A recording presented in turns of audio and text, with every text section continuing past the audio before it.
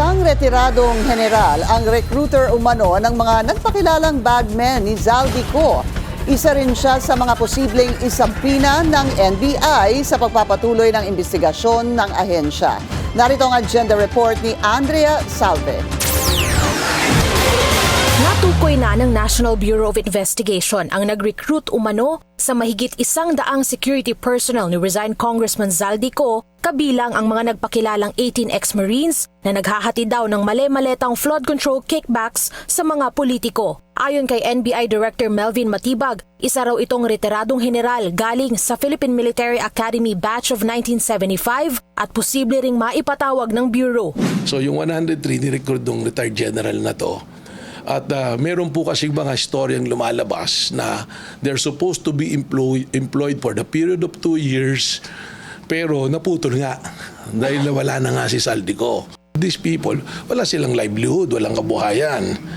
So parang baka mamaya vitiated yung consent nila sa paggawa ng mga salaysay dahil kailangan nila ng kabayaran, or baka mamaya meron ding sinisiguraduhin natin na walang panunuhol, walang pananakot doon sa pagbibigay nila ng kanilang testimonya. Una na ring sinabi ni Matibag sa On Point ng Billionaire News Channel na 8 sa nagpakilalang 18 ex-Marines ay hindi naman daw naka-assign kay Ko. Kinumpirma raw ito ng isa sa mga sinubpina sa investigasyon na hindi muna pinangalanan ng NBI.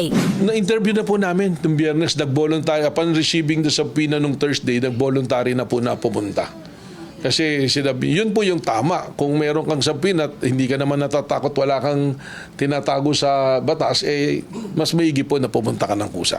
Bukas, March 12, inaasahang haharap sa NBI ang mahigit 20 personalidad na ipinatawag ng ahensya. Bukod sa 18 ex-Marines, kasama rito ang abogado nilang si Attorney Levy Baligod, si dating Congressman Mike Defensor at asawa nitong si Julie Defensor. Sa Biyernes, March 13 naman daw inaasahan si Bishop Efraim Tendero na siyang pumirmang witness sa joint affidavit ng umano'y bagmen ni Ko. Una na ring nagpaliwanag sa NBI ang abogadong nagnotaryo sa joint affidavit na si Attorney Charlie Pascual. Wala raw siyang kinalaman sa laman ng dokumento at ginawa lang ang kanyang trabaho. Para sa agenda, Andrea Salve, Billionaire News Channel.